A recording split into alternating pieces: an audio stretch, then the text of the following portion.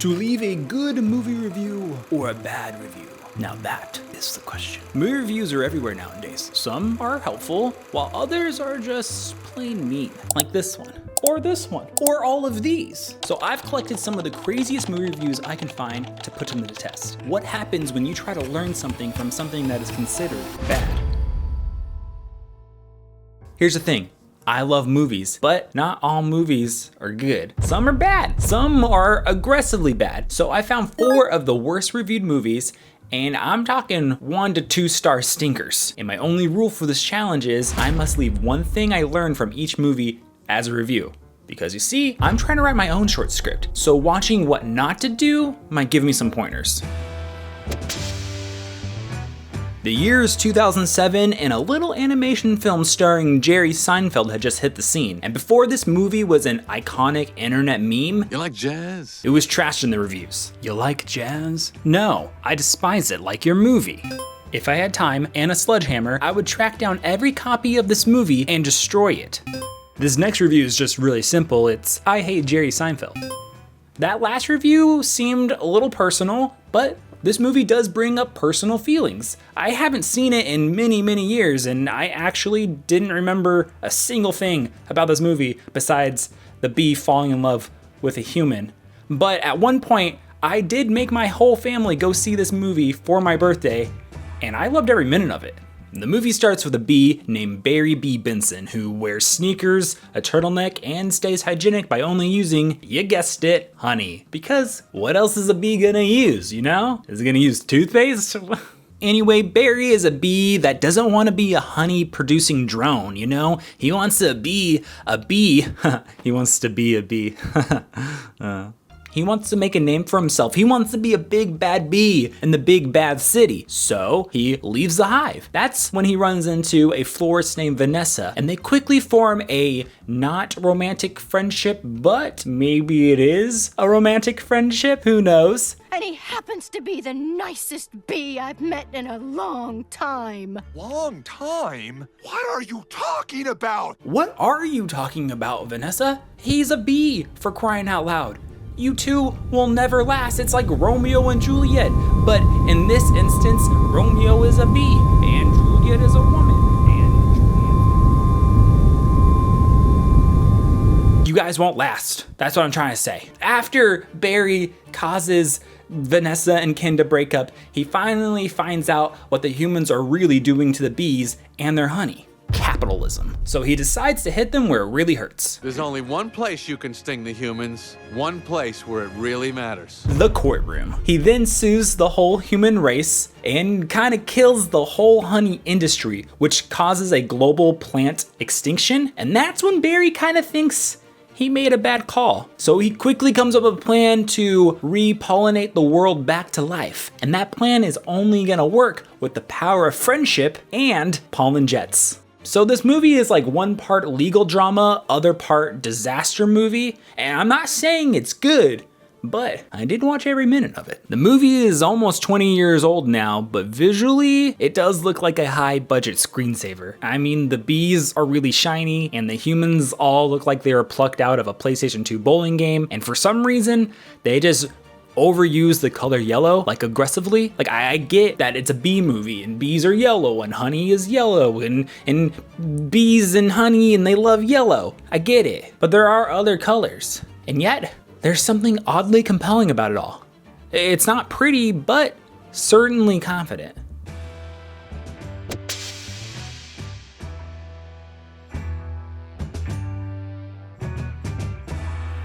So I was jotting down some like short script ideas. I just got like a list of things, just like random stuff like Lego fight scene, don't know what that means.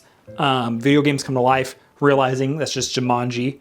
Magic shoes, realizing that's just like Mike. So I'm just writing down movies that already exist.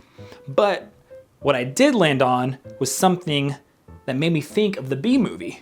The Bee Movie taught me that you gotta be authentically yourself.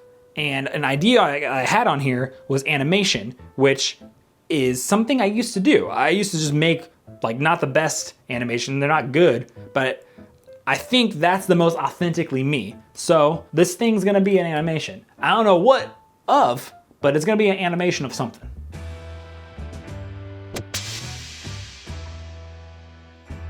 Speed Racer is a live-action adaptation of the 1960s anime, and to this day, I am just shocked that they made this into a real movie. Not because I'm a fan, I am. I'm just surprised that they made something so fantastical in real life.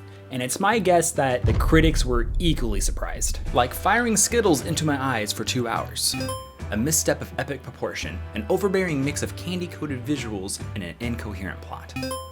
All the uncanny CGI and green screen legit made my head hurt.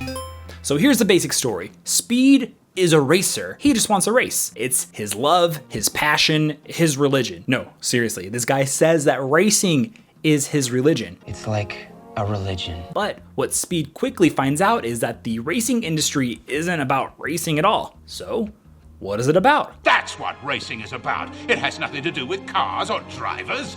All that matters is power and the unassailable might of money.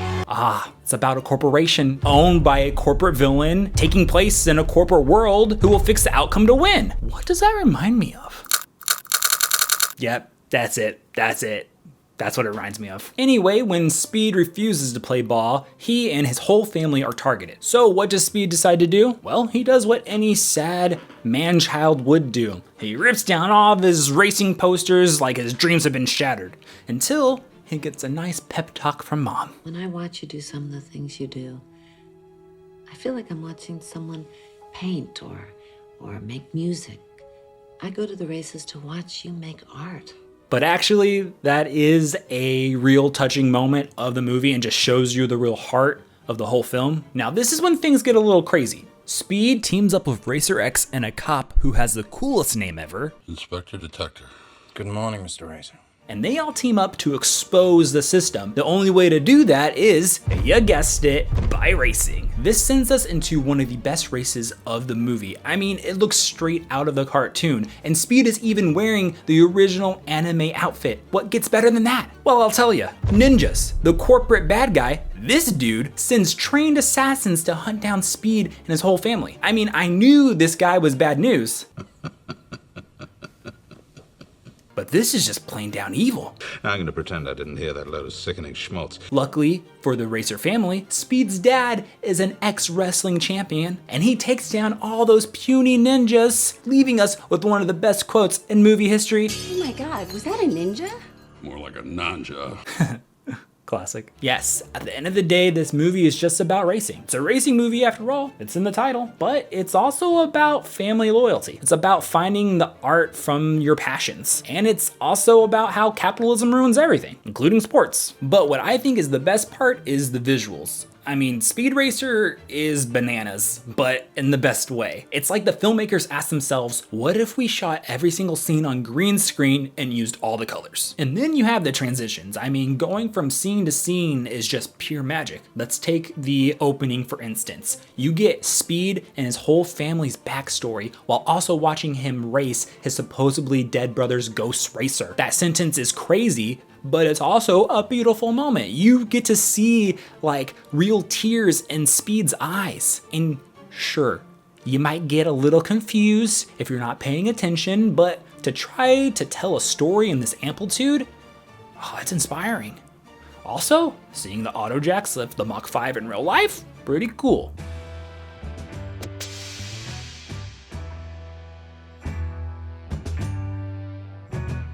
Short update, I got myself an alien ship animation, and that's all I have right now. But after watching Speed Racer and seeing them tell that crazy story in like this new visual language, it got my gears going, and I was like, how can I add that to my short? How can I like add a new level to my short? And go with me, this might sound a little crazy, but stop motion plus animation. I'm not really sure what that means yet, but I'm gonna figure it out and it's gonna be good.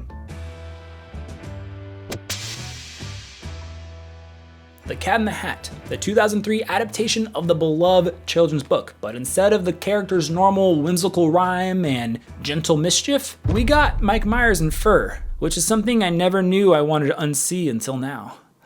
I laughed once, that's it. The jokes fell flat every other time. I cannot overstate how much I hate this movie. I am so scared. You'll watch and you'll sit there and you'll wish that you were dead. Scott, I don't know what made you type out this review. I have not seen this movie all the way through. Like, I've seen it here and there when it was on TV when I was a kid, and I've seen like random clips, so I'm kind of going in blind. Here's the main story. We got two bored kids, Conrad and Sally, and at the beginning of the movie, they're home alone. To help them get over their boredom, Conrad takes it into his own hands to create a little fun. Witness the third most spectacular stunt ever performed under this roof! Do you know how hard it's getting to tell people that we're related? After becoming a madman and destroying the whole house all by himself, I mean, look what he does. Who pulls out a drawer like that? I mean, why? I mean, this kid needs to behave or his mom's gonna like send him somewhere like military school. This is a once in a lifetime proposition and you must act now. Also, there's Alec Baldwin, who I'm guessing wishes this was the lowest point of his career. Oh. But instead we see him as a villainous boyfriend who is weirdly sweaty. Then a 6-foot cat in a magical hat breaks in, makes a complete mess, unleashes something called the crate. We don't get that lock off in Evans and put it back on this crate.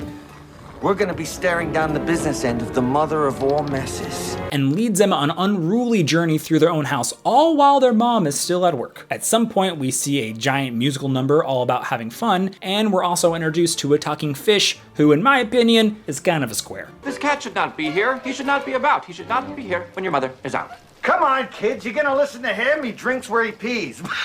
At the end of this movie, the kids learn the important lesson of responsibility and fun and how to balance the two. They also are able to show their mother her boyfriend's true colors, ensuring that nobody's going to military school and the family is staying together, all thanks to a cat. The movie looks like a Willy Wonka suburb got gentrified by Pee Wee Herman, but I kind of love it. I mean, the symmetrical camera work is just so pleasing for my simple brain, and like my favorite part is all the practical effects. Like, I could watch Mike Myers lose a fight to an elephant trunk all day. And don't get me started on how they kept breaking the fourth wall. I mean, look at the success of Deadpool. This movie was doing it before it was cool. It's like a ride in an amusement park! You mean like at Universal Studios? Cha-ching. I know I've only been saying a lot of good things, but I'll tell you one thing I didn't think was cool. The look of the cat. Let's be honest, he's kind of horrifying. I mean, to the point where people actually made a horror version of the trailer, and it's pretty believable.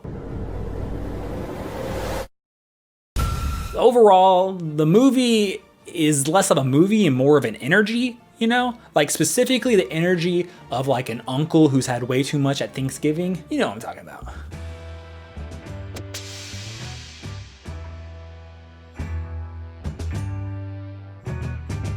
Short update, things are going well. The stop motion is a little tricky, but we're learning. However, after watching Cat in the Hat, I had like this idea to add like a practical effect to the short. And I was thinking, if I'm doing like an alien abduction like story thing, then I have to have like a tractor beam of some type. And why not make that the practical thing? So I'm gonna do pink sticky notes as like a practical tractor beam thing. I don't really know what it's gonna be. I don't know how it's gonna look with the animation or with the stop motion or what, but I'm excited.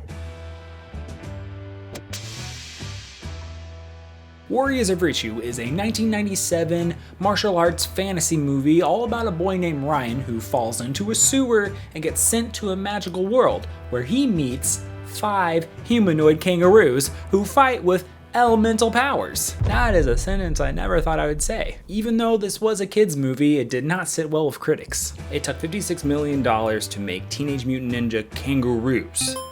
This is in my top 5 movies I would pay to forget. It is a fever dream from hell. Roos? Kangaroos that go around doing karate or whatever. Blech. This movie is bizarre, weird, crazy, insane, all the words you can think of, but I do think people should genuinely give it a shot. I mean, I did, and it was okay. This movie follows a kid named Ryan who is lonely, wears a leg brace, and has one big dream: to make friends. While standing up to some bullies, he kinda has an accident joining a gang. Don't talk about it. And that leads him to a magical world. Who are you? Where am I? I'm Alicia. You're in town. Once he's in this magical world, he learns life lessons like being brave, standing up for himself, and he bonds with talking kangaroos. And if talking kangaroos weren't magical enough for you, they have elemental powers. That's right, we're talking about water and fire and earth and wood and metal. And I don't know why those two aren't in the earth category. They should be, because those are two things. You know what? It's the 90s. We're not gonna question it. But together they all team up to go against the evil warlord whose name sounds like a rejected Final Fantasy boss. It's Komodo. And let's just talk about the bad guy a little bit. Mostly, let's talk about the actor. He makes choices, and I'm not gonna judge him on those choices. Those choices are strong, committed choices. It's like he read the script, saw that he was supposed to yell, and said, you know what? I'm not gonna just yell, I'm gonna do this. This movie ends with Ryan actually sacrificing himself for the cause, and in a surprisingly, like, I guess heartwarming, touching moment, all the kangaroo friends gather around him while he dies. I guess he doesn't really die, he just goes back to his world. So this movie's kind of just tied up in a perfect 90s trope. Boy from our world gets sent to new world to save that in fact world. I guess the best way to describe this movie is like the Ninja Turtles meets the Power Rangers meets Avatar: The Last Airbender, I guess. Which isn't a bad thing, it's just if you love the 90s, then you're gonna love this. Like, it screams like direct to VHS fantasy. I'm talking heavy on the fog machine, heavy on like the slow-mo fights, and heavy on not the best script.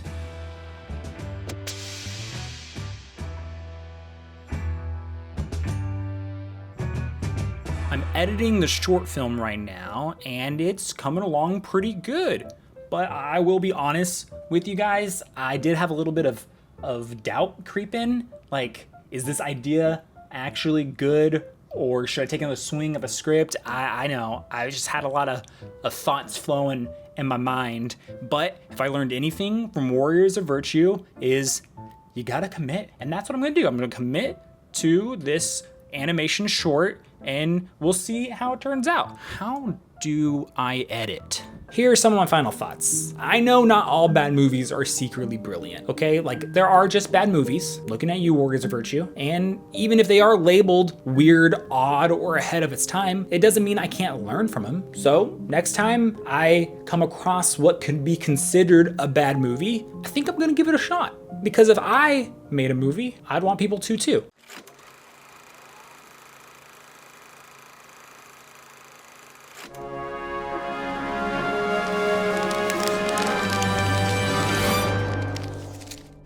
Where's my freaking walkie-talkie? Mom's always hiding my walkie-talkie and I don't know. Oh, there it is. Okay, if aliens are real, please send me a sign. Any kind of sign, I'll wait as long as I have to. Maybe I should just give up. Oh, they're here. They're finally here. Take me with you.